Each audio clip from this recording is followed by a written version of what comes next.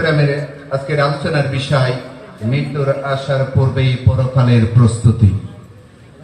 আমি মোহতারামকে ওনার বিষয়ের উপর আলোচনা পেশ করার জন্য মাহফিলের পক্ষ থেকে সনির্বন্ধন অনুরোধ জানাচ্ছি।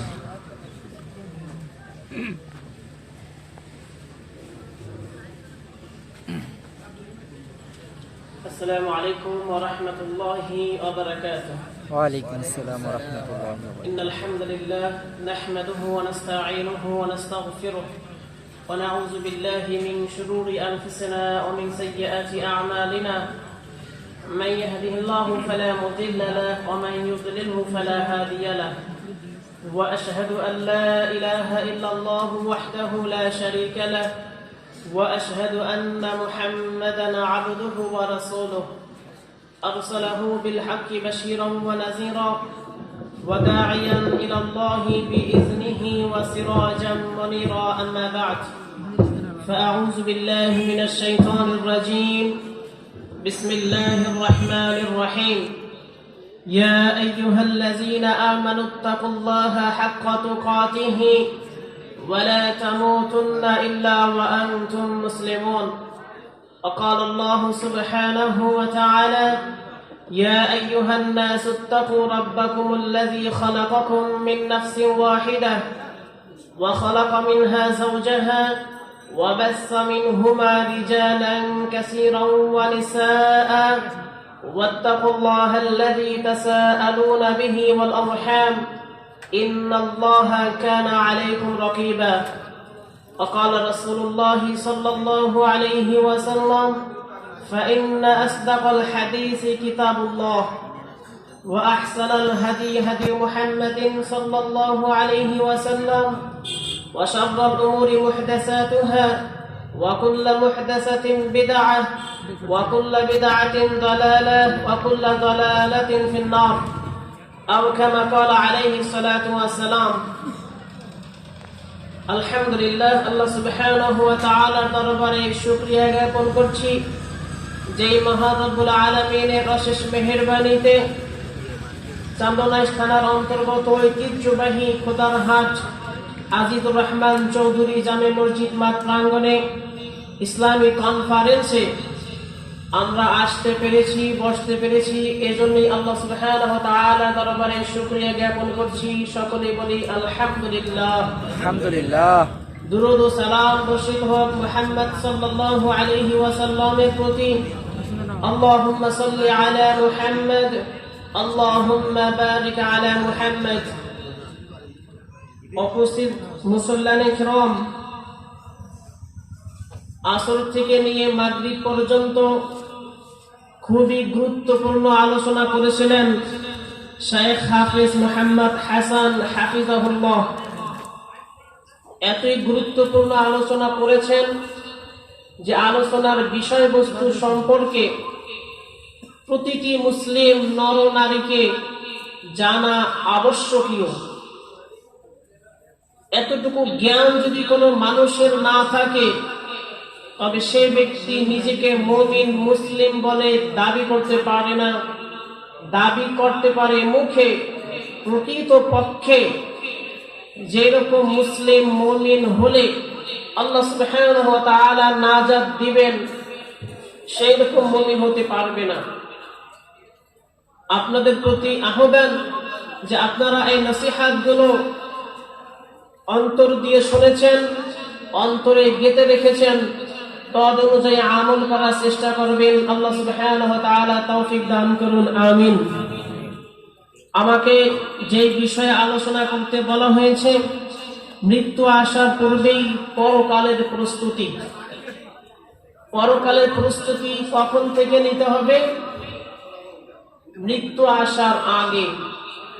যখন মৃত্যু এসে যাবে তখন যদি কেউ পরকালের জন্য প্রস্তুতি নেই, এটি তার জন্য কোনো ক্রমেই ফলপ্রসূ হবে না। কাজেই আল্লাহ সুবহানাহু ওয়া তাআলা বলে দিয়েছেন, ইয়া আইয়ুহাল্লাযীনা আমানু, হে যারা ঈমান এনেছো, হে মুমিনগণ, ইত্তাকুল্লাহ, তোমরা আল্লাহকে ভয় করো, হাক্কা তুকাতিহি, যথাযথ ভয়, ওয়ালা তামুতুন্না, আর তোমরা মরো না, মৃত্যুবরণ করো না, ইল্লা ওয়া আনতুম মুসলিমুন, যে তোমরা মুসলিম নও এই অবস্থায়। অর্থাৎ আমাকে যে বিষয়বস্তু দেওয়া হয়েছে এই আয়াতের মধ্যে আল্লাহ সুবহানাহু ওয়া তাআলা স্পষ্ট করে বলেছেন, এই আয়াতের মধ্যে রয়েছে আমার বিষয়বস্তু। সেটি কি? মৃত্যু আসার আগেই আল্লাহ সুবহানাহু ওয়া তাআলা পরকালের প্রস্তুতি নিতে বলেছেন। এই আয়াতের মধ্যে আল্লাহ সুবহানাহু ওয়া তাআলা বলেছেন, ওয়ালা তামুতুন্না ইল্লা ওয়া আনতুম মুসলিমুন, তোমাদের মৃত্যু যেন ওই অবস্থায় না আসে যে অবস্থায় তুমি মুসলিম নও। অর্থাৎ তোমার মৃত্যুটা যেন ওই অবস্থায় আসে যে অবস্থায় তুমি একদম পরিপূর্ণ মুসলিম। কাজে মৃত্যু আসার আগেই পরকালের প্রস্তুতি বলতে কি বোঝায়? পরিপূর্ণ মুসলিম হওয়া, পরিপূর্ণ মুসলিম হওয়া। এক কথায় পরকালের প্রস্তুতি হলো মুসলিম হওয়া। কেউ যদি মুসলিম অবস্থায় মারা যেতে পারে, এই দুনিয়া থেকে চলে যেতে পারে, এটি তার জন্য সফল কাম। আর যদি কেউ মুসলিম না অবস্থায় মারা যায়, তাহলে এই মৃত্যু থেকে শুরু করে তার ব্যর্থতা, তার আযাব, তার জন্য গজব, এর আর শেষ হবে না। এখন আপনাদেরকে জানতে হবে মুসলিম কাকে বলে। মুসলিম কাকে বলে? ইসলাম শব্দ থেকে এসেছে মুসলিম। ইসলাম মানে হলো আত্মসমর্পণ করা। ইসলাম অর্থ আত্মসমর্পণ করা। অনেকেই করে থাকে ইসলাম অর্থ শান্তি। না, সালাম সিলমুন অর্থ শান্তি। আসসালামু আলাইকুম ওয়া রাহমাতুল্লাহ, আমরা পরস্পরকে ইসলামিক সম্ভাষণে যে শব্দ ব্যবহার করি, আসসালাম অর্থাৎ শান্তি, আলাইকুম আপনার উপরে। সালাম অর্থ শান্তি। মাদ্দা আসল ঠিকই আছে সিন লাম মিম, কিন্তু বাবে ইফআলে আসার কারণে ইসলাম তখন অর্থ হয়ে যাবে আত্মসমর্পণ করা। ইসলাম অর্থ। আর যদি কেউ আত্মসমর্পণ করে, আত্মসমর্পণকারী অবস্থায় মারা যেতে পারে, অবশ্যই তার জন্য বিরাজ করবে শান্তি। ইসলাম মানলে শান্তি পাওয়া যাবে। ইসলাম অর্থ আত্মসমর্পণ করা। আত্মসমর্পণ তো আমরা বুঝি। কার কাছে আত্মসমর্পণ করব? আল্লাহর কাছে। কার নিকট আত্মসমর্পণ করব? আমরা জানি চোর, ডাকাত, যে কোনো অপরাধী, খুনি যদি অপরাধ করে থাকে, তার নিকট যখন পুলিশ চলে আসে, সে যখন আর পালানোর সুযোগ না পায়, তখন সে আত্মসমর্পণ করে। এর মানে হলো আমি আর কিছু করব না, পালাবো না, পালানোর চেষ্টাও করব না, আপনি আমাকে গ্রেফতার করতে পারেন, আমি আত্মসমর্পণ করলাম। এর মানে এখন থেকে নিয়ে আপনি আমাকে যেভাবে চালাবেন, যেভাবে চলতে বলবেন, যেই কমান্ড করবেন, আমি তা মানতে বাধ্য। এর মানে আত্মসমর্পণ করা। তো ইসলাম অর্থ যে আত্মসমর্পণ করা। আল্লাহ সুবহানাহু ওয়া তাআলা যে বলেছেন, আসলিমু, তোমরা আত্মসমর্পণ করো। এই আত্মসমর্পণ কার নিকটে? আমাদের রব একমাত্র আল্লাহ সুবহানাহু ওয়া তাআলার নিকটে আত্মসমর্পণ করতে হবে। যদি কেউ ইসলাম গ্রহণ করে, এর মানে হলো আমি আল্লাহ সুবহানাহু ওয়া তাআলার নিকট আত্মসমর্পণ করলাম। আমার যাবতীয় ইচ্ছা, আমার যাবতীয় যত রকমের মন চায় জিন্দেগি আগে যা ছিল, অন্য কোনো মানুষের কমান্ডে আমি চলতাম, অন্য কোনো মানুষকে অনুসরণ করতাম, যা কিছুই করতাম না কেন, এখন আমি ইসলাম গ্রহণ করলাম। এর মানে হলো এখন থেকে নিয়ে আমি আল্লাহ সুবহানাহু ওয়া তাআলার কাছে আত্মসমর্পণ করলাম। আল্লাহ আমাকে যা করতে বলবেন তাই করব, যা করতে নিষেধ করবেন তা করব না। এই অঙ্গীকার যদি কেউ করেন, তাহলে সেই ব্যক্তি মুসলিম। সেই ব্যক্তি মুসলিম। তো পরকালের প্রস্তুতি মানে হলো মুসলিম হওয়া। পরকালের প্রস্তুতি মুসলিম হওয়া। মুসলিম হওয়া। আমরা এখানে সবাই মুসলিম তো? কে কে মুসলিম হাত উঁচু করে দেখাই। আল্লাহ সুবহানাহু ওয়া তাআলা আমাদের সকলকে মুসলিম হিসেবে কবুল করুক, আমিন। এখন আপনাকে জানতে হবে মুসলিম হলে এর করণীয় কি, আমাদের দায় দায়িত্ব কি। আমরা এখন থেকে মুসলিম ধরে নিলাম, এখন থেকে মুসলিম। রাসূল সাল্লাল্লাহু আলাইহি ওয়াসাল্লাম বলেছেন, বুনিয়াল ইসলামু আলা খামসিন। ইসলামের বেনা হলো 5টি, ইসলামের স্তম্ভ, ইসলামের খুঁটি, ইসলামের পিলার 5টি। কয়টি? 5টি। যখনই আমি নিজেকে মুসলিম বলে দাবি করলাম, আমার কর্তব্যে চলে এসেছে, আমার দায়িত্বের মধ্যে চলে এসেছে, আমাকে 5টি জিনিস অবশ্যই করতে হবে। আমাকে কয়টি জিনিস করতে হবে? 5টি। 1 নম্বর, শাহাদাতুন আল্লা ইলাহা ইল্লাল্লাহ। এই সাক্ষ্য দেয়া যে একমাত্র আল্লাহ সুবহানাহু ওয়া তাআলা ছাড়া আর কোনই হক ইলাহ নেই। আমার যে 5টি দায়িত্ব রয়েছে, যখনই আমি নিজেকে মুসলিম বললাম, প্রথম দায়িত্ব হলো এই কথার সাক্ষ্য দেয়া একমাত্র আল্লাহ সুবহানাহু ওয়া তাআলা ছাড়া হক আর কোন ইলাহ নেই। অর্থাৎ আমরা যেটিকে কালিমাতুত তাইয়্যিবা বলে থাকি, অর্থাৎ লা ইলাহা ইল্লাল্লাহ, এই কথার সাক্ষ্য দেয়া। আলহামদুলিল্লাহ, আমাদের ইসলামিক কনফারেন্সে বড় বড় শায়েখরা রয়েছেন, তাদের বক্তব্য শুনবেন। সময় সংক্ষিপ্ত, এই জন্য পরকালের প্রস্তুতির জন্য বেসিক 5টি জিনিসের যে দরকার আমি সংক্ষেপে বলে যাব ইনশাআল্লাহ। তো প্রথম যে লা ইলাহা ইল্লাল্লাহর সাক্ষ্য দিতে হবে। লা ইলাহা ইল্লাল্লাহ বলতে কি বোঝায়? আমরা যারাই নিজেদেরকে মুমিন মুসলিম বলে দাবি করি, প্রত্যেকেই লা ইলাহা ইল্লাল্লাহ পড়ি, বলি, সাক্ষ্য দেই। এমনকি লা ইলাহা ইল্লাল্লাহ সমস্বরে লক্ষ লক্ষ লোক বলে ময়দান কাঁপিয়ে ফেলি, ঠিক কিনা? কাজেই বুঝতে হবে যে লা ইলাহা ইল্লাল্লাহ সাক্ষ্য বলতে, লা ইলাহা ইল্লাল্লাহ স্বীকৃতি বলতে আল্লাহ সুবহানাহু ওয়া তাআলা কি বুঝিয়েছেন, রাসূল সাল্লাল্লাহু আলাইহি ওয়াসাল্লাম কি বুঝিয়েছেন, সাহাবায়ে কেরাম রিদওয়ানুল্লাহি তাআলা আলাইহিম আজমাইন তারা কি বুঝেছেন, তাদের মতো সাক্ষ্য দিতে হবে। আল্লাহ সুবহানাহু ওয়া তাআলা সূরাতুল বাকারা 13 নম্বর আয়াতে বলেছেন, وَإِذَا قِيلَ لَهُمْ آمِنُوا كَمَا آمَنَ النَّاسُ। তাদেরকে যখন বলা হয় তোমরা ঈমান আনো, কামা আমানান নাস, এই লোকেরা যেভাবে ঈমান এনেছে, এই লোকেরা বলতে সাহাবায়ে কিরামদেরকে রাসূল সাল্লাল্লাহু আলাইহি সাল্লাম আল্লাহ সুবহানাহু ওয়া তাআলা বুঝিয়েছেন।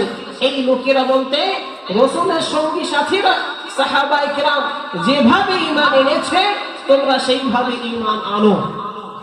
অর্থাৎ লা ইলাহা ইল্লাল্লাহ সাক্ষ্য বলতে তারা কি রকম বুঝেছেন, তারা কিভাবে সাক্ষ্য দিয়েছেন, সেইভাবে সাক্ষ্য দাও। আর মক্কার কুফফাররা বলেছিল, এই বোকা লোকেরা যেরকম ঈমান এনেছে, আমরাও কি সেরকম ঈমান আনবো? এই কথাটার মানে কি? এই কথাটার মানে হলো লা ইলাহা ইল্লাল্লাহর সাক্ষ্য যারাই দিয়েছে, আমাদের পূর্ববর্তী বাপ দাদার আমল থেকে যেই ধর্মের উপরে আমরা প্রতিষ্ঠিত, যেই মতের উপরে আমরা প্রতিষ্ঠিত, আমাদের সমাজ যেই রীতি নীতির উপরে প্রতিষ্ঠিত, আর মুহাম্মদের অনুসারীরা সেই রীতি নীতির বিপরীতে গিয়ে এমন কিছু বিশ্বাস করে, এমন কিছু আকীদা পোষণ করে যা আমাদের সমাজের সাথে মেলে না, আমাদের সমাজের বিপরীত। কাজী তারা বোকা ছাড়া কিছুই নয়, তারা সোশ্যাল নয়, তারা সামাজিক নয়। তারা যে কার্যকলাপগুলো করছে এগুলো সব অসামাজিক। আমাদের সমাজ ব্যবস্থা যার উপরে দাঁড়িয়ে আছে, মুহাম্মদের অনুসারীরা তার বিপরীত চলছে। আমরা যাদেরকে আলিহা ইলাহ হিসেবে গ্রহণ করে নিয়েছি, যাদেরকে মাধ্যম বলে স্বীকৃতি দিয়েছি, যাদের পূজা, যাদের অনুসরণ আমরা করি, এরা এসে নতুন ভাবে তার বিপরীত করছে। এরা বোকা নয় তো কি? তাদের দৃষ্টিতে সাহাবায়ে কেরাম বোকা। আল্লাহ সুবহানাহু ওয়া তাআলা যখন বললেন এই লোকেরা যেরকম ঈমান এনেছে তোমরা সেরকম ঈমান আনো, তাদের বক্তব্য ছিল কি এই বোকা লোকেরা যেভাবে ঈমান এনেছে সেরকম ঈমান আনতে বলে। আরেকটি অন্যতম কারণ ছিল তাদের বোকা বলার কারণ, তা হলো এরা মুহাম্মদ সাল্লাল্লাহু আলাইহি সাল্লাম যা বলে তাই মেনে নেয়, অন্ধ অনুসরণ।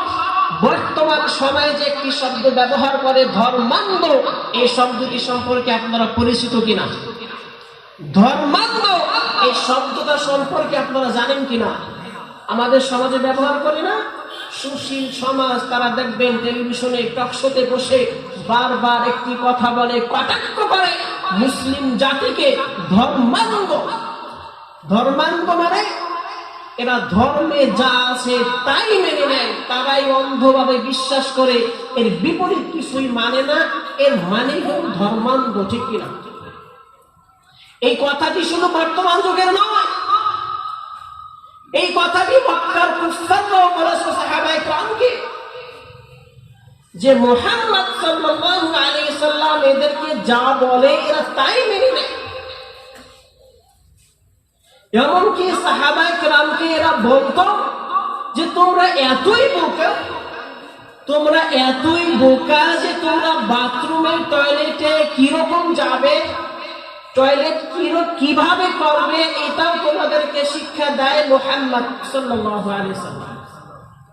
ভালো করে বুঝেন, সাহাবায়ে কেরামকে কাফেররা কটাক্ষ করত, তাদেরকে কথার মাধ্যমে আঘাত করার চেষ্টা করত যে তোমরা এতই বোকা, তোমরা বাথরুম টয়লেট প্রস্রাব পায়খানা কিভাবে করবে, এটিও তোমাদেরকে শিক্ষা দেয় কে? মুহাম্মদ সাল্লাল্লাহু আলাইহি ওয়াসাল্লাম। কথাটি কেমন হলো? সাহাবায়ে কেরামকে আল্লাহ সুবহানাহু ওয়া তাআলা ঈমানের মতো দৌলত দিয়েছিলেন, এই জন্য তাদের প্রতি উত্তর ছিল যে শুধুমাত্র বাথরুম টয়লেট প্রস্রাব পায়খানা কিভাবে করতে হয় এটি শিক্ষা দেন না, যে মুহাম্মদ শুধুমাত্র আমাদেরকে শিক্ষা দেয় কিভাবে প্রস্রাব পায়খানা করতে হয়। বিষয়টি এমন নয়, বিষয়টি হলো আমাদের যাবতীয় কাজ, ঘুম থেকে ওঠার পর থেকে শুরু করে পরবর্তী ঘুমে যাওয়ার আগ পর্যন্ত আমরা যেই কাজগুলো করি, প্রতিটি কাজ কিভাবে করব সবকিছু শিক্ষা দেন মুহাম্মদ সাল্লাল্লাহু আলাইহি ওয়াসাল্লাম।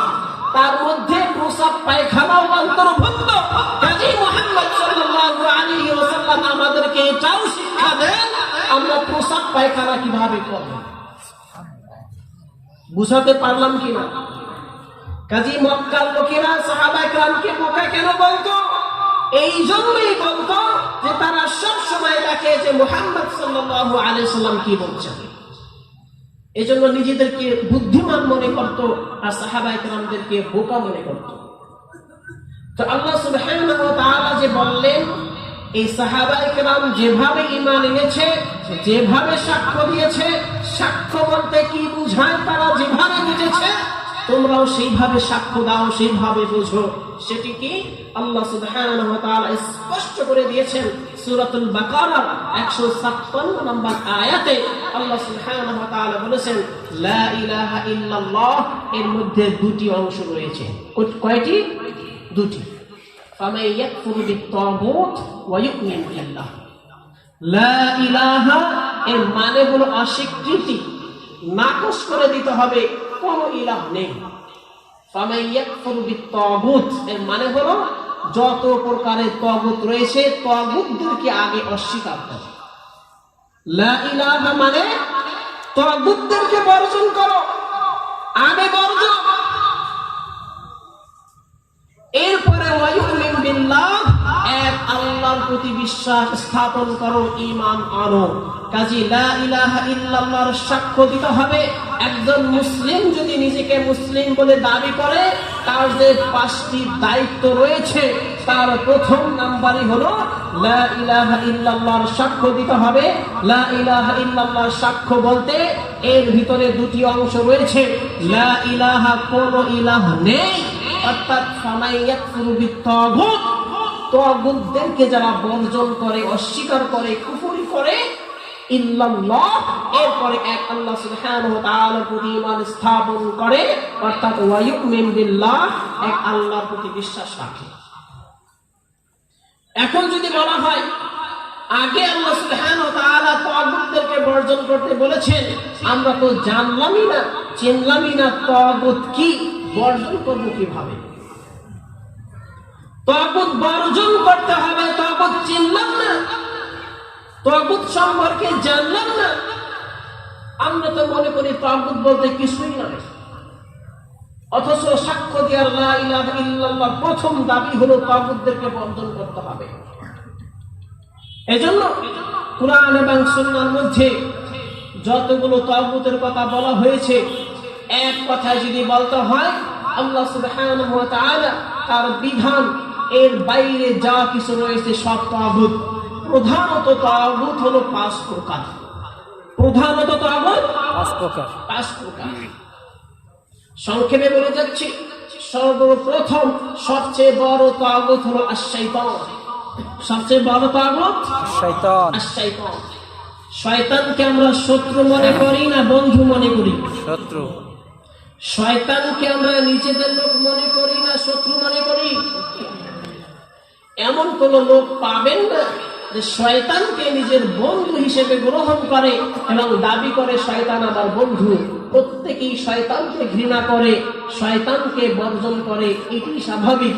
শয়তানকে দেখাও যায় না, অনুভবও করা যায় না, কিন্তু শয়তানকে আমরা শত্রু হিসেবে গ্রহণ করে নিয়েছি। আলহামদুলিল্লাহ, প্রথম প্রকার যে তাগুত আমরা চিনতে পারলাম, তাকে বর্জনও করলাম।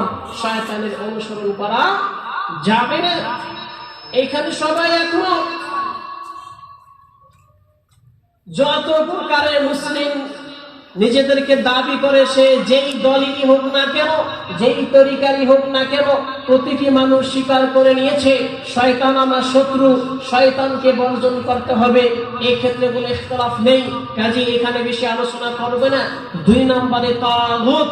2 নম্বর তাগুত হলো যে নিজেকে দাবি করে আমি গায়েবের মালিক, আমি গায়েব জানি। 2 নম্বর তাগুত যে দাবি করে আমি গায়েব জানি, আমি গায়েবের মালিক। অদৃশ্য বলতে আমার কাছে কিছুই না, আমি যেখানেই থাকি না কেন সেখানে বসে সবকিছু বলে দিতে পারি, সবকিছু জানি, সবকিছু বুঝি। এর নাম হলো গায়েব। আপনাকে যদি সংক্ষেপে বুঝাই, গায়েব কি বুঝায়?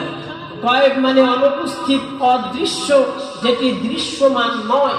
আপনারা আমার সামনে রয়েছেন, আপনারা গায়েব নন, আপনারা আমার সামনে দৃশ্যমান, আপনাদেরকে দেখি, কিন্তু এই যে পর্দাটি রয়েছে এর ওই পাশে কি আছে এই সম্পর্কে আমি জানি না, আমি দেখি না।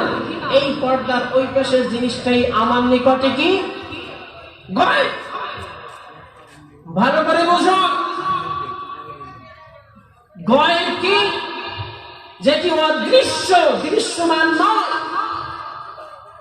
আমার পিছনে ওয়ালের ওই পাশে কি আছে এটি আমি জানি না, আমি দেখি না, এটি আমার নিকট গায়েব।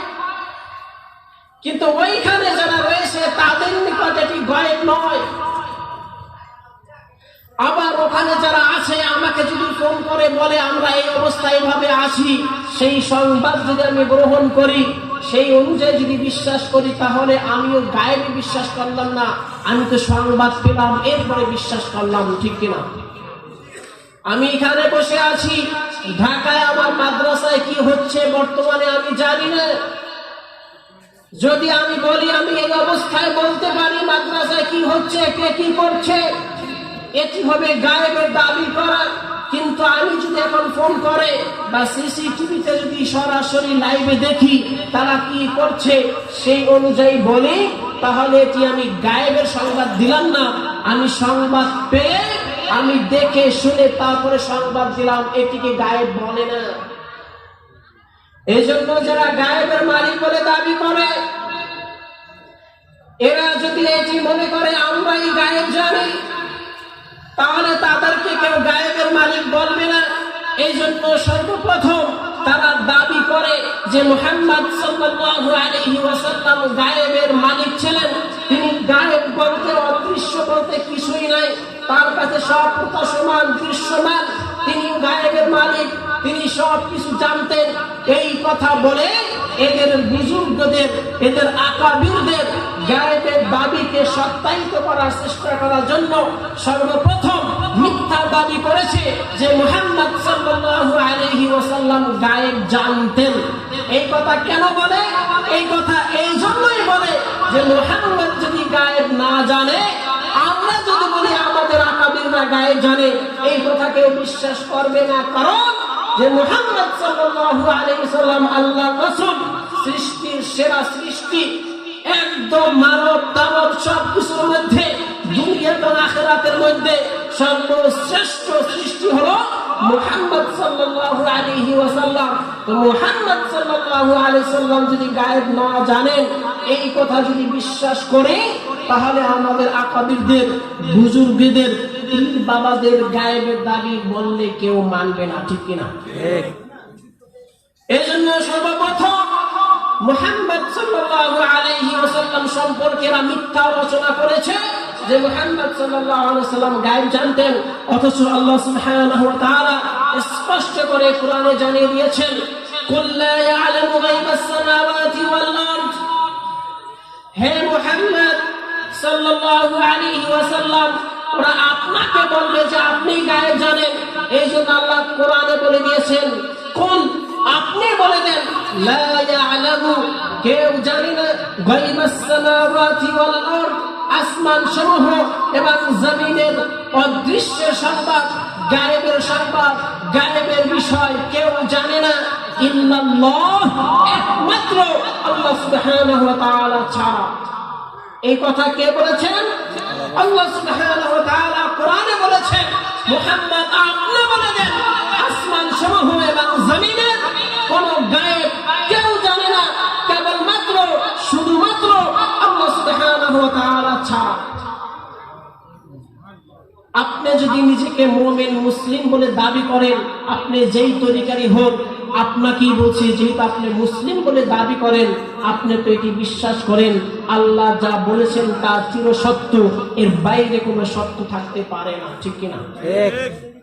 আল্লাহ সুবহানাহু ওয়া তাআলা বলেছেন, আসমান সমূহ এবং জমিনের মধ্যে আল্লাহ সুবহানাহু ওয়া তাআলা ছাড়া আর কেউ গায়েব জানে না। কাজে আপনাকে বিশ্বাস করতে হবে আল্লাহ ছাড়া কেউ গায়েবের মালিক নয়। এরপরে কেউ যদি বিশ্বাস করে কোন ব্যক্তি, সে যত বড় বুজুর্গ হোক, যত বড় আকাবির হোক, যত বড় পীর হোক, যা কিছুই হোক না কেন, এমনকি মুহাম্মদ সাল্লাল্লাহু আলাইহি ওয়াসাল্লাম সম্পর্কেও যদি বলে তিনি গায়েব জানতেন, এটি মিথ্যাচার ছাড়া আর কিছুই নয়।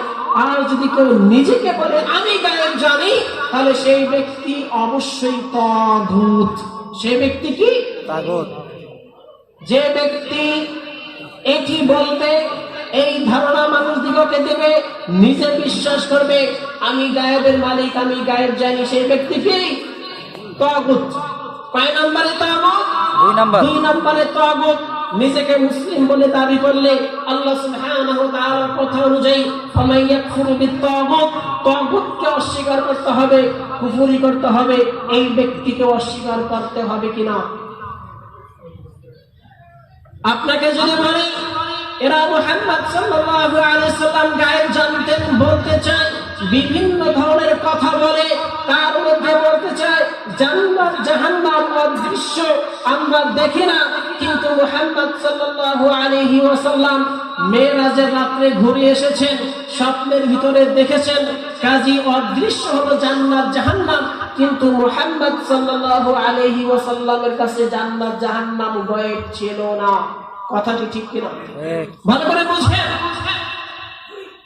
জান্নাত জাহান্নাম আমরা কেউ দেখেছি, কিন্তু মুহাম্মদ সাল্লাল্লাহু আলাইহি ওয়াসাল্লাম দেখেছেন কিনা? দেখেছেন। দেখেছেন কিনা?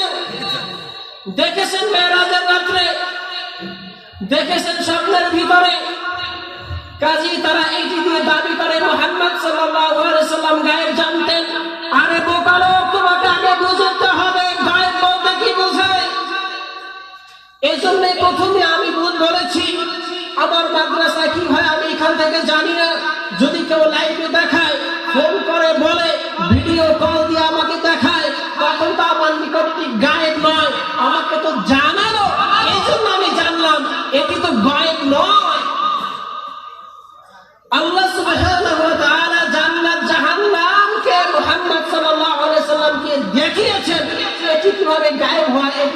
দেখেছেন?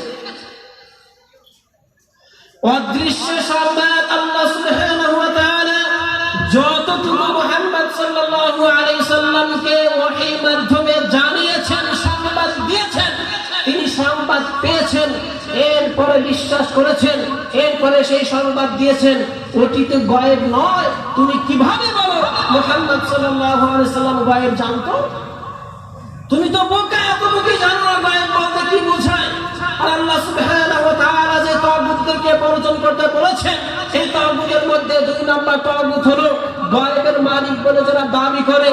এর জ্বলন্ত প্রমাণ হলো আমাদের সমাজে অনেক কিচ্ছা কাহিনী এরকম বর্ণনা হয় যে বাথরুমে যাচ্ছেন বদনা নিয়ে, হঠাৎ করে বদনাটা ছুঁড়ে মারলেন। মুরিদরা জিজ্ঞাসা করলো কি হলো, হঠাৎ করে বদনা ছুঁড়ে মারলেন কেন? তিনি বলছেন মক্কার ভিতরে কুকুর ঢুকতেছিল, আমি দেখলাম, এই জন্য বদনা মারলাম, কুকুরকে তাড়ালাম।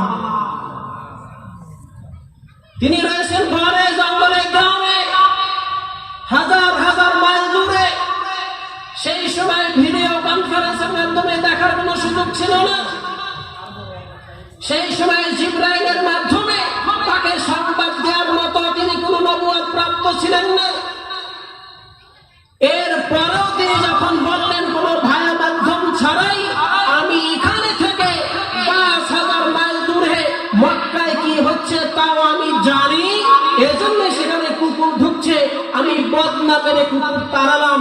এটি হলো নিজেকে গায়েবের মালিক বলে দাবি করলো, ঠিক কিনা? এটি হলো গায়েবের মালিক বলে দাবি করে। আবার একজন লোক এসে তাকে সংবাদ দিল, আমার সন্তানকে এতদিন যাবৎ খুঁজে পাচ্ছি না। সেই মুরাকাবায় চলে গেল। তারপরে বলল যাও তোমার সংবাদ, তোমার সন্তান তোমার বাড়িতে গিয়ে ঠিকই তার সন্তানকে পেল। তাকে জিজ্ঞেস করলো কি ব্যাপার, তুমি কোথায় ছিলে, কিভাবে এখানে আসলো? সেই সন্তান তাকে উত্তর দিল যে আমাকে এরকম নিয়ে গিয়েছিল অনেক দূরে, সেখান থেকে হঠাৎ করে আমার পীর বাবা সেখানে গিয়ে উদ্ধার করলো, আমাকে এখানে নিয়ে আসলো। অথচ পীর বাবা তার খানকায় বসে আছে। তার সন্তান বলছে সেখানে তার পীর বাবা চলে গিয়ে উদ্ধার করলো, আর সেখানে বসে বললো যাও তোমার সন্তান বাড়িতে পৌঁছে গেছে। এটা হলো গায়েবের দাবি করা, ঠিক কিনা? কাজী তুমি গায়েব বলতে মুহাম্মদ সাল্লাল্লাহু আলাইহি সাল্লামকে মিথ্যা প্রতিপন্ন করছো, তার সম্পর্কে মিথ্যা বলছো। তুমি কি এই সংবাদ জানো না? তুমি তো শুধু উদাহরণ বোঝো। এই জন্য তোমার জন্য উদাহরণ পেশ করছি, শুনে রাখো। সূরাতুল ফাতহে 10 নম্বর আয়াতে আল্লাহ সুবহানাহু ওয়া তাআলা বলেন ইন্নাল্লাযীনা ইউবাইয়ুনাকা ইন্নামা ইউবাইয়ুনাল্লাহ ইয়াদুল্লাহি ফাওকা আইদিহিম। যারা তোমার হাতে হাত রেখে বায়াত করেছিল তারা আল্লাহর হাতে হাত রেখে বায়াত করেছিল, তাদের হাতের উপরে ছিল আল্লাহর হাত। এর মানে হলো বায়াতের রিদওয়ান হুদাইবিয়ার যেই পাহাড়ের পাদদেশে বসে এই বায়াতের রিদওয়ান হয়েছিল। এই ঘটনা তুমি পড়ো, প্রতিটি সহিহ হাদিস গ্রন্থে রয়েছে। তুমি সূরাতুল ফাতহের 10 নম্বর আয়াতে তাফসীর করো, সেখানে সব হাদিসগুলো পাবে। স্পষ্ট ঘটনা হলো মুহাম্মদ সাল্লাল্লাহু আলাইহি ওয়াসাল্লাম 1400 থেকে 1500 সাহাবীকে নিয়ে উমরা করার জন্য মক্কার উদ্দেশ্যে রওনা দিলেন। নিরস্ত্র সবাই, ইহরামের কাপড় পরা। এরা যখন হুদাইবিয়ার পাদদেশে গেল, উসমান রাদিয়াল্লাহু তাআলা আনহুকে মক্কায় খবর পাঠালো আমরা কোনো যুদ্ধ করতে আসিনি, আমরা উমরা হজ আদায় করব, কাজে আমাদেরকে ঢুকতে দেওয়া হোক, আমাদেরকে যেন বাধা দেওয়া না হয়। মক্কার লোকেরা ওসমানকে বন্দী করলো। ভালো করে শুনুন, মনোযোগ দিয়ে শুনুন। যারা গায়েবের দাবি করেন অন্য কেউ জানে তারা ভালো করে বুঝুন। মুহাম্মদ সাল্লাল্লাহু আলাইহি সাল্লাম সম্পর্কে আপনাদেরকে বলছি, কোরআনে আল্লাহ সুবহানাহু ওয়া তাআলা স্পষ্ট বলেছেন উসমানকে মক্কার কাফেররা বন্দী করে সংবাদ ছড়িয়ে দিল যে উসমানকে মক্কায় হত্যা করা হয়েছে। তারা জানতে চেষ্টা করলো। এই সংবাদটা যখন এই মুহাম্মদ সাল্লাল্লাহু আলাইহি সাল্লাম পর্যন্ত পৌঁছাবে, সাহাবারা যখন শুনবে তাদের প্রতিক্রিয়া কি হয় এটা জানার জন্য, বোঝার জন্য তারা তাকে বন্দী করে আটকে রেখে এরপরে সংবাদ প্রচার করলো যে উসমানকে হত্যা করা হয়েছে। যখন এই সংবাদ সাহাবায়ে কেরাম শুনলেন, মুহাম্মদ সাল্লাল্লাহু আলাইহি ওয়াসাল্লাম শুনলেন, সাথে সাথে মুহাম্মদ সাল্লাল্লাহু আলাইহি ওয়াসাল্লাম তার তাঁবু থেকে বেরিয়ে আসলেন। বাবলা গাছের নিচে সাহাবায়ে কেরামকে আহ্বান করলেন, তোমরা সকলে চলে আসো, ওসমানকে মক্কায় হত্যা করা হয়েছে। আমরা নিরস্ত্র উমরা হজ আদায় করার জন্য এসেছি। ওসমানকে দূত হিসেবে পাঠিয়েছিলাম মক্কায়, তাকে সংবাদদাতা হিসেবে পাঠিয়েছিলাম। আমরা যুদ্ধ করতে আসিনি, আমরা এসেছি উমরা হজ করার জন্য, অথচ ওসমানকে তারা হত্যা করেছে। তোমরা সকলে আমার হাতে হাত রেখে বায়াত করো। আমরা 1450 সাহাবায়ে কেরাম এখানে যারা উপস্থিত রয়েছি, এক ওসমানের বদলা না নিয়ে আমরা কেউ মদিনাতে ফিরে যাব না। হয়তো ওসমানের হত্যার বদলা নিতে গিয়ে আমরা প্রত্যেকেই শাহাদাতের পেয়ালা পান করব, প্রত্যেকেই শহীদ হব, নতুবা ওসমান হত্যার বদলা নিয়ে তারপরে আমরা মদিনায় ফিরে যাব। কাজে আমরা কোনো ক্রমেই এই অবস্থায় মদিনায় ফিরে যাব না। এই বলে সাহাবায়ে কেরামের হাতে হাত রেখে মুহাম্মদ সাল্লাল্লাহু আলাইহি সাল্লাম বায়াত করেছিলেন। এটাকে উদ্দেশ্য করেই আল্লাহ সুবহানাহু ওয়া তাআলা জিবরাইল আমিনকে পাঠিয়ে দিলেন ওয়াহী নিয়ে, ইন্নাল্লাযীনা ইউবাইউনাকা ইন্নামা ইউবাইউনাল্লাহ ইয়াদুল্লাহি ফাওকা আইদিহিম। এই যে সাহাবায়ে কেরাম বায়াত করলো আপনার কাছে, এটি আপনার কাছে বায়াত নয়, এটি স্বয়ং আল্লাহ সুবহানাহু ওয়া তাআলার কাছে বায়াত। এই হাতের উপরে আল্লাহ সুবহানাহু ওয়া তাআলার হাত ছিল। ভালো করে বুঝুন, ওসমানকে কি হত্যা করা হয়েছে? ওসমানকে হত্যা করা হয়েছিল। ওসমানকে হত্যা না করে সংবাদ প্রচার করে দিল ওসমানকে হত্যা করা হয়েছে। মুহাম্মদ সাল্লাল্লাহু আলাইহি ওয়াসাল্লাম বিশ্বাস করে নিলেন ওসমানকে হত্যা করা হয়েছে। বদলা নেওয়ার জন্য সাহাবায়ে কেরামকে বায়াতে রিদওয়ান করালেন। এরপরে কুফফাররা দেখতে পারল যে তারা এমন পরিস্থিতি মোকাবেলা করতে পারবে না। এরপরে সংবাদ দিল, না, আমরা ওসমানকে হত্যা করিনি। এরপরে মুহাম্মদ সাল্লাল্লাহু আলাইহি সাল্লাম সাহাবায়ে কেরামকে ঠান্ডা করলেন, শুনে রাখো ওসমানকে হত্যা করা হয়নি। এই কথা তারা কি বুঝলেন?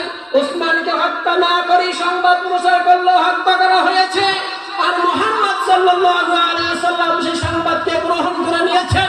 যেহেতু তিনি গায়েব জানতেন না ওসমানকে হত্যা করা হয়নি, কিন্তু তিনি বিশ্বাস করলেন ওসমানকে হত্যা করা হয়েছে। এরা কি বুঝলেন? মুহাম্মদ সাল্লাল্লাহু আলাইহি সাল্লাম গায়েব জানতেন না। যদি তিনি গায়েব জানতেন, এই সংবাদ পাওয়ার সাথে সাথে তো তিনি বলতেন না ওসমানকে হত্যা করা হয়নি, ওরা মিথ্যা বলছে। সাহাবায়ে কেরাম যদি বিশ্বাস করতেন ওসমানকে হত্যা করা হয়েছে, মুহাম্মদ সাল্লাল্লাহু আলাইহি সাল্লাম প্রত্যেকেই বলতেন না ওসমানকে হত্যা করা হয়নি, আমি গায়েবের সংবাদ জানি, তোমরা জানো না, আমি দেখেছি ওসমানকে হত্যা করা হয়নি, বন্দী করা হয়েছে। বুঝাতে পারলাম কিনা? তো বোকা তুমি কিভাবে বলো মুহাম্মদ গায়েবের খবর জানতো? এরকম ঘুরে ঘুরে ঘটনা রয়েছে হাদিসের ভিতরে, কোরআনের ভিতরে, তুমি পড়ো না, তুমি জানো না, তুমি মূর্খ, তুমি মিথ্যা প্রচার করছো মুহাম্মদ সাল্লাল্লাহু আলাইহি ওয়াসাল্লাম সম্পর্কে। তার সম্পর্কে অনেক সময় তুমি জেনেও মিথ্যা বলো, কারণ তুমি তোমার নিজের স্বার্থ হাসিল করার জন্য, নিজের আকাবিরদের ব্যবসা ঠিক রাখার জন্য নিজেদের সম্পর্কে তো মিথ্যা বলোই, মুহাম্মদ সাল্লাল্লাহু আলাইহি ওয়াসাল্লাম সম্পর্কেও মিথ্যা বলো। কত ঘটনা বলবো। মুহাম্মদ সাল্লাল্লাহু আলাইহি ওয়াসাল্লাম এক যুদ্ধ থেকে ফিরছেন, তার স্ত্রী আম্মা জান আয়েশা সিদ্দিকা রাদিয়াল্লাহু তাআলা আনহা সেই সময় তার সাথে। কাফেলা দেরি করছে, এখনো ছুটছে না, রাত্রি যাপন যেখানে করছেন সেখান থেকে ছুটছেন না, কারণ আয়েশা সিদ্দিকা রাদিয়াল্লাহু তাআলা আনহার গলার একটি হার ছিল, তার বোন থেকে ধার নিয়েছিলেন, সে হারটি হারিয়ে গিয়েছে। হারটি খুঁজে পাওয়া যায় না, এই জন্য সে হারটি খুঁজতেছে। সাহাবায়ে কেরাম সে হারটি খুঁজে না পাওয়ার কারণে কাফেলা ছুটতে দেরি হচ্ছে। আবু বকর রাদিয়াল্লাহু তাআলা আনহুর কাছে কিছু সাহাবায়ে কেরাম অভিযোগ পেশ করলো যে আবু বকরের মেয়ের গলার হার হারিয়ে গিয়েছে, সেগুলো খুঁজতেছে, এই জন্য কাফেলা তৈরি হতে এখনো দেরি হচ্ছে। আবু বকর রাদিয়াল্লাহু তাআলা আনহু তার ব্যক্তিত্বে বাজলো যে আমার মেয়ের কারণে এত বড় কাফেলা এখানে অপেক্ষা করবে, এটা কিভাবে সম্ভব। তিনি চলে আসলেন তার মেয়ে আয়েশা রাদিয়াল্লাহু তাআলা আনহার কাছে, এসে দেখলেন মুহাম্মদ সাল্লাল্লাহু আলাইহি সাল্লাম আয়েশা সিদ্দিকা রাদিয়াল্লাহু তাআলা আনহার রানের উপরে মাথা রেখে শুয়ে আছেন। ভালো করে বুঝেন, আবু বকরের মেয়েকে আয়েশা রাদিয়াল্লাহু তাআলা আনহা রাসূল সাল্লাল্লাহু আলাইহি সাল্লামের কি হয়? স্ত্রী। আমাদের কি হয়? আম্মা জান। আবু বকর রাদিয়াল্লাহু তাআলা আনহু এখান থেকে রাগ করে এসে দেখলেন স্বয়ং মুহাম্মদ সাল্লাল্লাহু আলাইহি সাল্লাম তার রানের উপরে মাথা রেখে শুয়ে আছেন। আবু বকর এসে তার মেয়েকে একটু আঘাত করে বললেন, তোমার কারণে এত বড় বিশাল কাফেলা এখন অপেক্ষমান, তোমার হার হারিয়ে গিয়েছে, তোমার কারণে দেরি হচ্ছে। এখানে আরেকটি পয়েন্ট ভালো করে বুঝেন, আম্মা জান আয়েশা রাদিয়াল্লাহু তাআলা আনহার উরুর উপরে মাথা রেখে মুহাম্মদ সাল্লাল্লাহু আলাইহি সাল্লাম রেস্ট নিচ্ছেন, সেই অবস্থায় তার পিতা আবু বকর রাদিয়াল্লাহু তাআলা আনহু এসে তার মেয়েকে আঘাত করছেন। কেন? সে অপরাধী, অপরাধ করেছে, তার হার হারিয়ে গিয়েছে, তার কারণে কাফেলা দেরি হচ্ছে। বুঝেন, বিবাহ দেওয়া মেয়ে এবং তার স্বামী স্বয়ং রাসূলুল্লাহ সাল্লাল্লাহু আলাইহি ওয়াসাল্লাম, এরপরও পিতা হওয়ার মতো যে ভূমিকা, যে পিতা তার সন্তানকে শাসন করতে পারে, মরার আগ পর্যন্ত সন্তান যত বড়ই হোক না কেন, পিতার কাছে সন্তান সন্তানই, পিতার কাছে সন্তান সন্তানই।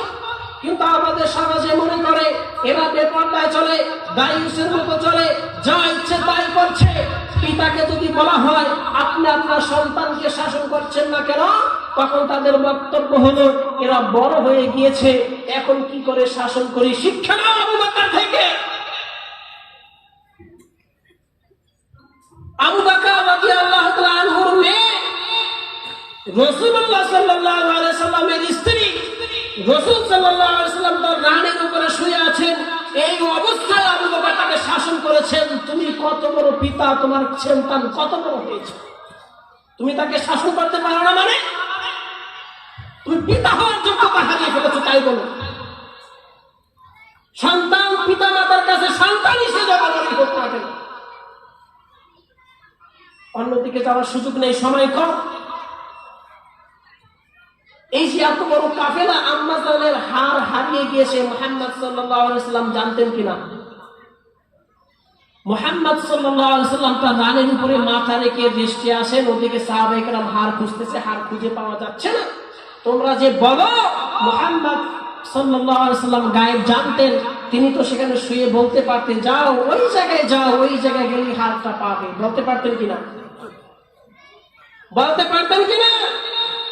কিন্তু তিনিও অপেক্ষমান, এর মানে হলো তিনিও জানতেন না আম্মা জান আয়েশার হারটি কোথায় আসে, ঠিক কিনা? এর চেয়েও ডেঞ্জারাস সংবাদ এক সময় তারা প্রচার করলো আম্মা জান আয়েশা সিদ্দিকা রাদিয়াল্লাহু তাআলা আনহা বেবিচারিণী, বেবিচার করেছে, নাউযুবিল্লাহি মিন যালিক। এই সংবাদ দুশুক্ত আসলিয়ে যাচ্ছে আপনাদেরকে, আপনার অনুভূতিতে আঘাত করে যাচ্ছি, আপনার আকলের উপরে টাচ দিয়ে যাচ্ছি। আম্মা জান আয়েশা সিদ্দিকা রাদিয়াল্লাহু তাআলা আনহা সম্পর্কে সংবাদ ছড়িয়ে দিল তিনি বেবিচার করেছে, জিনায় লিপ্ত হয়েছে। মুহাম্মদ সাল্লাল্লাহু আলাইহি সাল্লামের কাছে সংবাদ আসলো, জলিলুল কদর কয়েকজন সাহাবী সংবাদ বিশ্বাস করলো। এরকম হতেই পারে মুহাম্মদ সাল্লাল্লাহু আলাইহি সাল্লাম এই সংবাদকে সত্য বলবেন বা মিথ্যা বলবেন, এরকম কোনো সিদ্ধান্ত নিতে পারছেন না। এই জন্য মুহাম্মদ সাল্লাল্লাহু আলাইহি সাল্লাম তার স্ত্রীর সাথে কথা বলা বন্ধ করে দিলেন। আম্মা জান আয়েশা সিদ্দিকা রাদিয়াল্লাহু তাআলা আনহা যখন দেখলেন তার সাথে স্বয়ং মুহাম্মদ সাল্লাল্লাহু আলাইহি সাল্লাম কথা বলছেন না, তিনি বুঝতে পারলেন তার ব্যাপারে স্বয়ং নবী মুহাম্মদ সাল্লাল্লাহু আলাইহি সাল্লামও বেবিচারের বিষয়ে মনে হয় বিশ্বাস করেছে। এই জন্য তিনি বললেন, আমাকে আমার বাবার বাড়ি যাওয়ার অনুমতি দিন। রাসূল সাল্লাল্লাহু আলাইহি সাল্লাম তার স্ত্রীকে বাবার বাড়ি যাওয়ার অনুমতি দিলেন।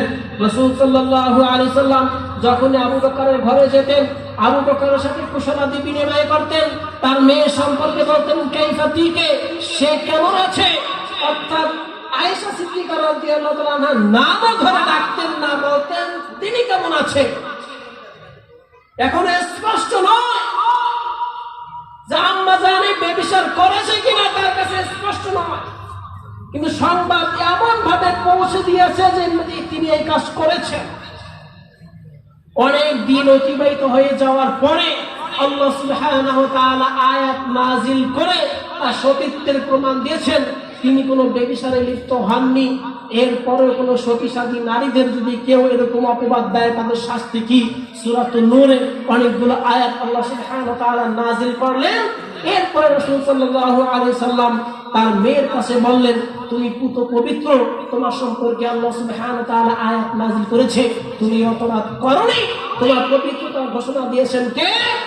আল্লাহ সুবহানাহু ওয়া তাআলা। ভালো করে বুঝুন, তার স্ত্রী সম্পর্কে মানুষ রটালো তিনি জিনা করেছেন।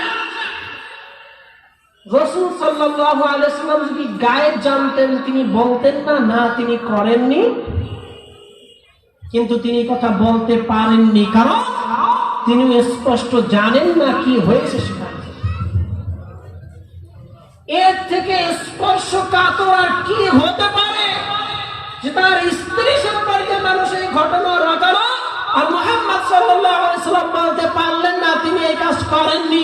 অপেক্ষা করতে হয়েছে আল্লাহর পক্ষ থেকে কখন ওহী নাযিল করে, আল্লাহ কখন জানাবে, যেই বিষয় জানাবে সেই বিষয়ে সিদ্ধান্ত নেবে, অপেক্ষা করা লাগছে। অর্থাৎ মুহাম্মদ সাল্লাল্লাহু আলাইহি সাল্লাম গায়েব জানতেন না যতক্ষণ না আল্লাহ জানান। ভালো করে বুঝেন, মুহাম্মদ সাল্লাল্লাহু আলাইহি সাল্লাম গায়েব জানতেন না যতক্ষণ না আল্লাহ জানান।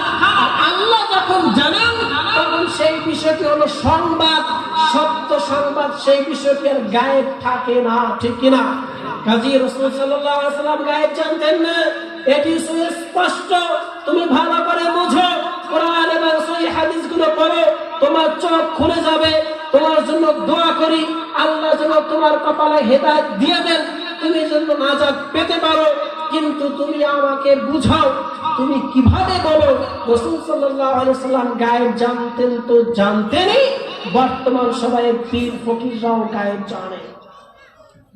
কাজে আপনাকে যে কথা বুঝাতে চেয়েছি, 2 নম্বরে তাগুত যাকে বর্জন করতে হবে, আল্লাহ সুবহানাহু ওয়া তাআলা বলেছেন সে হলো গায়েবের মালিক। যে বলে দাবি করে, সে যত বড় ওলিয়া হোক না কেন, যত বড় পীর হোক না কেন, যত বড় দরগাওয়ালা হোক না কেন, তাকে অস্বীকার করতে হবে। পারবো কিনা? পীর বাবা তো গায়েব জানেই, বর্তমানে টিয়া পাখিও গায়েব জানে, টিয়া পাখিও গায়েব জানে, হনুমান, বানর, শিয়াল এগুলো তো গায়েব জানে। কাজে সতর্ক করছি, এগুলো থেকে সতর্ক হন। আল্লাহ সুবহানাহু ওয়া তাআলা আমাদেরকে বুঝার তৌফিক দান করুন, আমিন।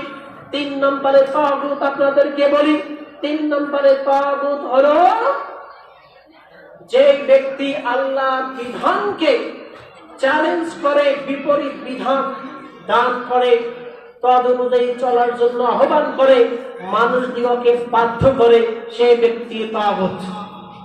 ভালো করে বুঝেন, যেই বিষয়ে আল্লাহ সুবহানাহু ওয়া তাআলা বিধান দিয়েছেন, যেই বিষয়ে আল্লাহ সুবহানাহু ওয়া তাআলা বিধান দিয়েছেন, সেই বিধানকে চ্যালেঞ্জ করে তার বিপরীত বিধান তৈরি করে সেটাকে মানার জন্য মানুষ দিগকে আহ্বান করে বা বাধ্য করে, এটি যে ব্যক্তি করবে সেই ব্যক্তি তাগুত। সেই ব্যক্তি তাগুত। সে হতে পারে রাষ্ট্রপ্রধান, সে হতে পারে আইনজীবী, সে হতে পারে এলাকার মাতব্বর, সে হতে পারে মসজিদের ইমাম, সে হতে পারে পীর। যেই হোক না কেন, যেই বিষয়ে আল্লাহ ফয়সালা দিয়েছেন, যেই বিষয়ে আল্লাহ সুবহানাহু ওয়া তাআলা বিধান দিয়েছেন, তার বিপরীত কোন বিধান এনে সেই বিধানটাকে মানার জন্য আহ্বান করবে, মানুষ দিগকে বাধ্য করবে, সেই ব্যক্তি কি? তাগুত। তাগুত। সেই ব্যক্তি স্পষ্ট কথা, সে যেই হোক না কেন। আল্লাহ সুবহানাহু ওয়া তাআলা বলেন, "ওয়াস-সারিকু ওয়াস-সারিকাতু ফাকতাউ আইদিয়াহুমা", চোর এবং চোরনি এতে যদি উপযুক্ত প্রমাণ নিয়ে সাক্ষ্যের সহিত গ্রেফতার করা যায় তাহলে এদের হাত কেটে দাও বিধান দিয়েছেন কে? আল্লাহ সুবহানাহু ওয়া তাআলা। স্পষ্ট বিধান আল্লাহ তাআলা দিয়েছেন, চোরের শাস্তি এই। এখন যদি কেউ বলে এই বিধান বর্তমান জামানায় চলে না, এই বিধানটি বর্বর, এই বিধানটি সামাজিক নয়, এর বিপরীত কোন বিধান যদি চালু করে এই যেই ব্যক্তি করল সেই ব্যক্তি কি তাগুত, তাকে কি করতে হবে? অস্বীকার করতে হবে। যদি নিজেকে মুসলিম মুমিন বলে দাবি করি তাকে তার সাথে সম্পর্ক ছেদ করতে হবে, সম্পর্ক রাখা যাবে না, তাকে অস্বীকার করতে হবে। বুঝাতে পারলাম? এরপরে আরেকটি তাগুত হলো যে নিজের ইবাদত করার জন্য মানুষদেরকে আহ্বান করে, আমার ইবাদত করো, যেটি ইবাদত বলে সাব্যস্ত, ইবাদত করা হয় কেবলমাত্র আল্লাহ সুবহানাহু ওয়া তাআলার জন্য, সেই ইবাদত সুনির্দিষ্ট ইবাদত নিজের করার জন্য আহ্বান করে সেই ব্যক্তি তাগুত। সেই ব্যক্তি সিজদা করা, এটি কার হক? সিজদা করা চূড়ান্ত ভক্তি, শ্রদ্ধা, নম্রতা, ভালোবাসা। ইবাদতের যতগুলো পর্যায় রয়েছে এর ভিতরে সর্বোচ্চ ইবাদত হলো সিজদা করা। সর্বোচ্চ ইবাদত সিজদা করা। কেউ যদি বলে আমাকে সিজদা করো এবং তাকে কেউ সিজদা করে সন্তুষ্ট চিত্তে সে মেনে নেয়, ভালো করে বুঝেন, কোন ব্যক্তি তাকে কেউ গিয়ে সিজদা করলো, সেটাকে নিষেধ করলো না, অস্বীকার করলো না, সে সন্তুষ্ট চিত্তে সিজদাটা নিল, এর মানে সে ব্যক্তি তাগুত হয়ে গেল। সে ব্যক্তি কি হয়ে গেল? তাগুত। অর্থাৎ যেই সিজদা কেবলমাত্র আল্লাহ সুবহানাহু ওয়া তাআলার করার জন্যই সাব্যস্ত, নির্ধারিত, নির্দিষ্ট, সেই ইবাদত যখন নিজে নিল সন্তুষ্ট চিত্তে, তখনই সে ব্যক্তি কি হয়ে গেল? তাগুত। রাসূলুল্লাহ সাল্লাল্লাহু আলাইহি ওয়াসাল্লাম বলেছেন, মানুষের জন্য সিজদা করা যদি জায়েজ থাকতো আমি বলতাম প্রত্যেক স্ত্রী যেন তার স্বামীকে সিজদা করে, কিন্তু কোন মানুষ অন্য কাউকে সিজদা করার কোন সুযোগ ইসলামে নেই। এজন্য স্বয়ং রাসূলুল্লাহ সাল্লাল্লাহু আলাইহি ওয়াসাল্লাম বলে দিয়েছেন কাউকে সিজদা করা যাবে না, সিজদা কেবলমাত্র কার জন্য? আল্লাহ সুবহানাহু ওয়া তাআলার জন্য। আমাদের এই জমিনে প্রত্যন্ত অঞ্চলে যেখানেই হোক না কেন কাউকে যদি সিজদা করা হয়, সে জানে তাকে সিজদা করা হচ্ছে, কিন্তু সে নিষেধ করে না, সে সন্তুষ্ট চিত্তে সিজদা দিচ্ছে, তাহলে সে ব্যক্তি কি হয়? তাগুত। তাকে বর্জন করতে হবে। এর বিপরীতে ভালো করে বুঝুন, কেউ জীবিত দশায় ভালো ব্যক্তি ছিল, ইন্তেকালের পরে তার নামে মাজার তৈরি করে সেখানে গিয়ে সিজদা দেওয়া হচ্ছে, ভালো করে বুঝুন। কোন ভালো ব্যক্তি তিনি জীবন দশায় ভালো কাজ করেছেন, এরকম ইতিহাসে পাওয়া যায়। তিনি খুব ভালো ব্যক্তি ছিলেন, ইসলামের খেদমত করে গিয়েছেন, ইসলামের প্রসার করে গিয়েছেন, নিজে কোনোদিন সিজদা নেননি, জীবদ্দশায় তাকে কেউ সিজদা দেয়নি, তিনি কারো কাছ থেকে সিজদা নেননি, কিন্তু তিনি মরে যাওয়ার পরে তার নামে মাজার তৈরি করে এখন তাকে সিজদা দেওয়া হচ্ছে, তাহলে ওই ব্যক্তি তাগুত কিনা? প্রশ্নটা কিনা? এখানে শর্ত ছিল যেই ব্যক্তি সিজদা, যেই ব্যক্তি তার ইবাদত করা হয় এটি তিনি কামনা করেন, তার ইবাদত করা হয় তিনি সন্তুষ্ট চিত্তে মেনে নিয়েছেন, সেই ব্যক্তি তাগুত।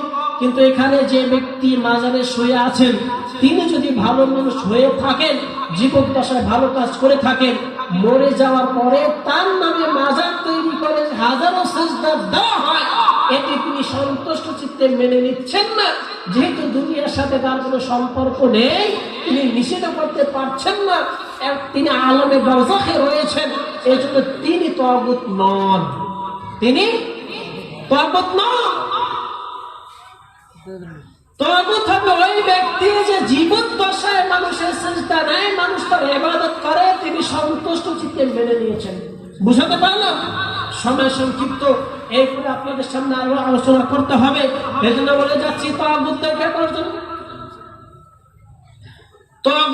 বর্জন করতে হবে। প্রথমে শাহাদাতু লা ইলাহা ইল্লাল্লাহ, লা ইলাহা ইল্লাল্লাহ সাক্ষ্য দিতে হবে। লা ইলাহা এর ব্যাখ্যা করলাম যে তাগুতদেরকে বর্জন করতে হবে।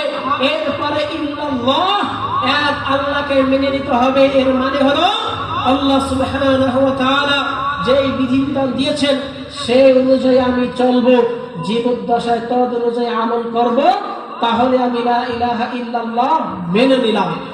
লা ইলাহা ইল্লাল্লাহর মধ্যে তিন ধরনের তাওহীদ রয়েছে।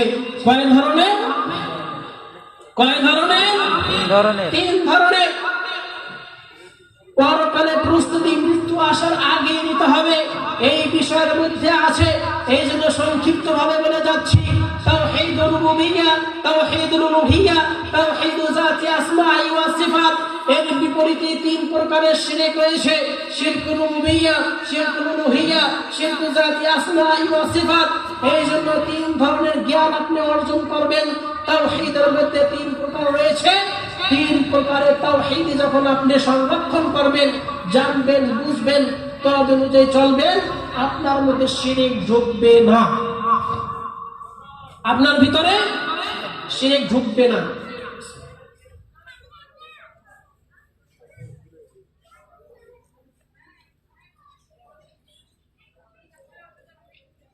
আলহামদুলিল্লাহ। তিন প্রকারের তাওহীদের মধ্যে তাওহীদুর রুবুবিয়্যা, রব হওয়ার ক্ষেত্রে একমাত্র হকদার হলেন আল্লাহ সুবহানাহু ওয়া তাআলা। রবকে আল্লাহ কয়জন? একজন। রব কয়জন? একজন। রব হিসেবে যখন আল্লাহকে একজন একক করবেন, তখন আপনি তাওহীদুর রুবুবিয়্যা গ্রহণ করলেন। রুবুবিয়্যার ক্ষেত্রে শিরক হবে না। রব হওয়ার জন্য তিনটি শর্ত। রব হওয়ার জন্য তিনটি শর্ত: তাকে সৃষ্টিকর্তা হতে হবে, তাকে সব কিছু সৃষ্টি করতে হবে। সব কিছু সৃষ্টি কে করেছেন? সব কিছু সৃষ্টিকর্তা কে? আল্লাহু খালিকু কুল্লি শাইইন। আল্লাহ সব কিছু সৃষ্টিকর্তা। আমরা বিশ্বাস করি, এটির ব্যাখ্যা করার প্রয়োজন নেই। দুই নম্বরে দরকার হলো সব কিছুর মালিকানাও তার থাকতে হবে। আসমান সমূহ এবং জমিনের মালিকানা কার? আসমান সমূহ, জমিনের মালিক কে? না এই এলাকার মালিক, এই এলাকার মাতব্বর? ভালো করে বুঝবেন। ফিরআউন যে বলেছিল আনা রাব্বুকুমুল আ'লা, আমি সবচেয়ে বড় রব, কোন অর্থে বলেছিল তা কি জানে?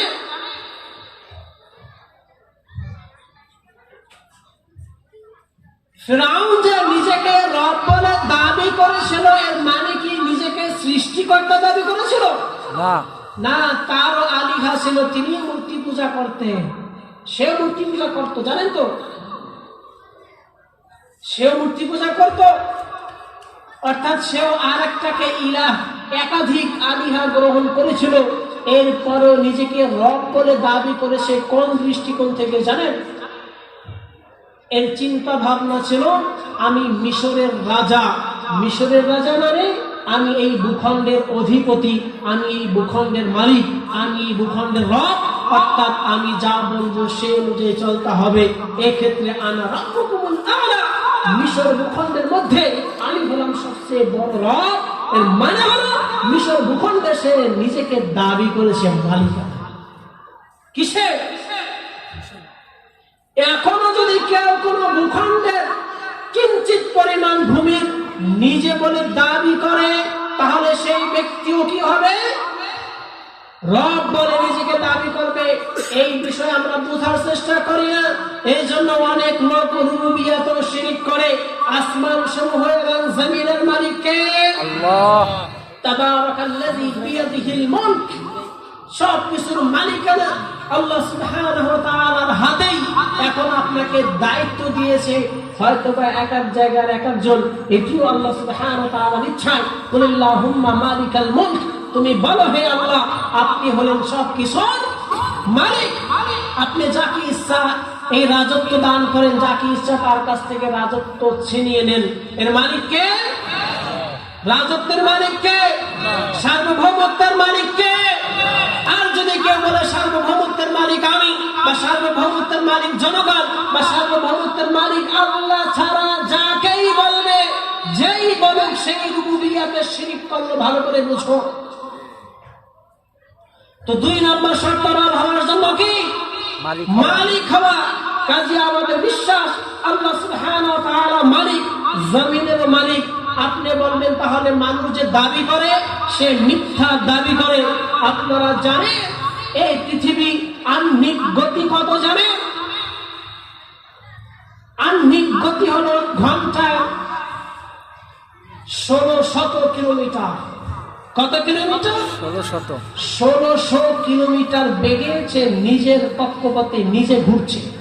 এই জন্য রাত দিন হচ্ছে। এই ঘূর্ণায়নের মালিককে কে ঘোরাচ্ছেন? তো তুমি যদি এই ভূখণ্ডের মালিকানা দাবি করো, তুমি একদিন এই ঘূর্ণায়নের গতি একটু কমিয়ে দাও। তুমি যদি এই ভূখণ্ডের মালিকানা দাবি করো, পারলে তুমি এই গতি একটু বাড়িয়ে দাও। কোশ্চিনকালে তুমি পারবে না। তুমি নিজেকে দাবি করতে পারো, তুমি মিথ্যা দাবি করছো। কাজেই এই জমিনের মালিক তুমি নও, এই জমিনের মালিক আল্লাহ সুবহানাহু ওয়া তাআলা। এই জন্য আল্লাহর হুকুমে এই পুরো পৃথিবী ঘন্টায় 1600 কিলোমিটার বেগে ঘুরছে। এই জন্যই রাত দিন হচ্ছে, সমান বেগেই ঘুরছে, সমান বেগে রাত দিন হচ্ছে। এর থেকে অতি দ্রুত গতিতে ঘুরছে বার্ষিক গতি। এরপরে পুরো সৌরজগৎ নিয়ে ঘুরছে, চলছে তো চলছেই। আল্লাহ সুবহানাহু ওয়া তাআলা বলেছেন কুল্লুন ফি ফালাকিন ইয়াসবাহুন। এই আসমানের দিকে তাকিয়ে তোমরা যা কিছু দেখো, তোমাদের জমিন সহ আসমানে চন্দ্র, সূর্য, তারকারাজি যা কিছু রয়েছে সব কিছুই সাঁতার কেটে বেড়াচ্ছে, সব কিছুই ঘুরছে। এই ইচ্ছা কার ইচ্ছায় ঘুরছে? আল্লাহ সুবহানাহু ওয়া তাআলার ইচ্ছায়। কাজী মালিকানা এখনো আল্লাহ সুবহানাহু ওয়া তাআলার হাতে রয়েছে, ঠিক কিনা? তারপরে তুমি দাবি করো, মিথ্যা দাবি করো। শুনে রাখো, এখন তুমি মিথ্যা দাবি করতে পারো, কিয়ামতের ময়দানে, হাসরের ময়দানে তুমি যখন উঠবে, আল্লাহ সুবহানাহু ওয়া তাআলা সেদিন বলবেন ওয়া মা কাদারুল্লাহ হাক্কা কদরিহি। তারা আল্লাহ সুবহানাহু ওয়া তাআলার যথাযথ মর্যাদা দিতে পারেনি। কেন? ওয়া মা কাদারুল্লাহ হাক্কা কদরিহি ওয়াল আরদু জামিআন কাবদাতুহু ইয়াওমাল কিয়ামাহ। কিয়ামতের ময়দানে আল্লাহ সুবহানাহু ওয়া তাআলা আসমান জমিনকে মুষ্টির মধ্যে মুষ্টিবদ্ধ করে নিয়ে তারপরে বলবেন লিমানিল মুলকুল ইয়াওম। আজকের রাজত্ব কার? আজকের রাজত্ব কার? আজকের রাজত্ব কার? দুনিয়াতে তোমরা তো এক এক ভূখণ্ডের মালিকানা এক একজন দাবি করেছিলে। আজকের মালিকানা কার? উত্তর দেওয়ার মতো কেউ থাকবে না।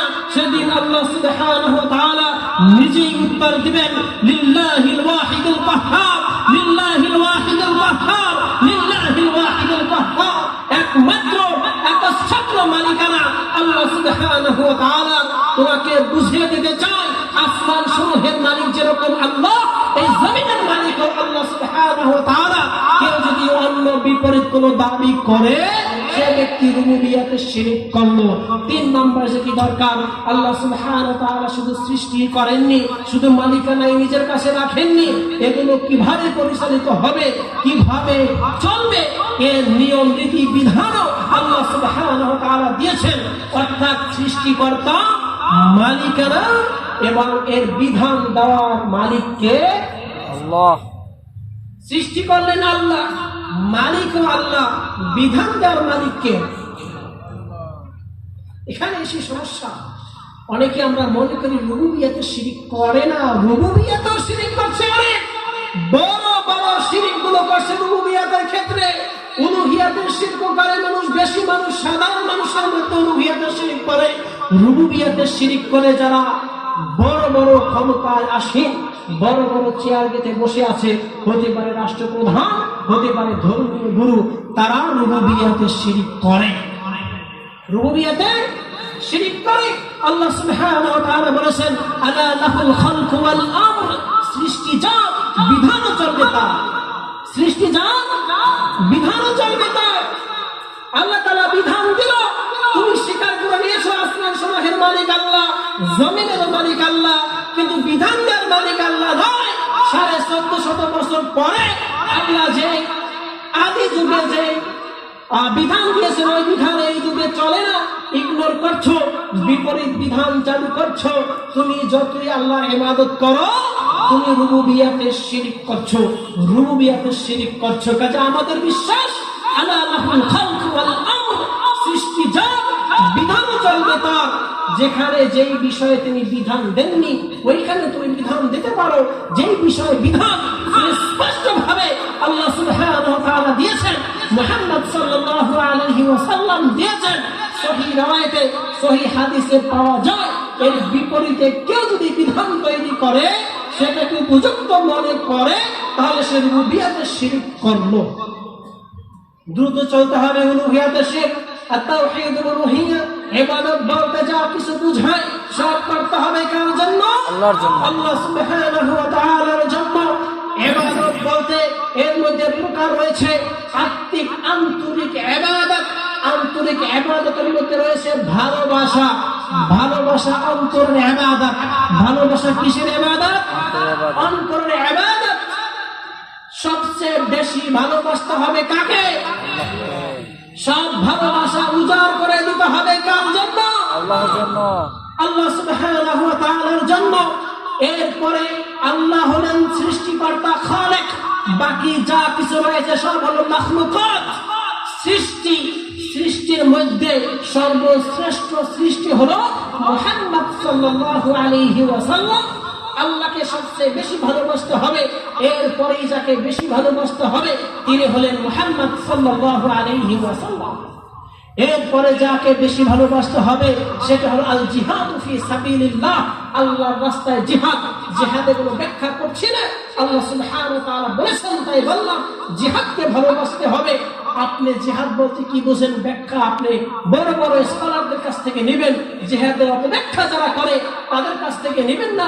জিহাদের শর্ত শরত রয়েছে, সে অনুযায়ী, অর্থাৎ জিহাদ ফি সাবিলিল্লাহ 3 নম্বরে ভালোবাসতে হবে। এরপরে আল্লাহ সুবহানাহু ওয়া তাআলা যাকে যতটুকু ভালোবাসতে বলবেন তাকে ততটুকুই ভালোবাসতে হবে।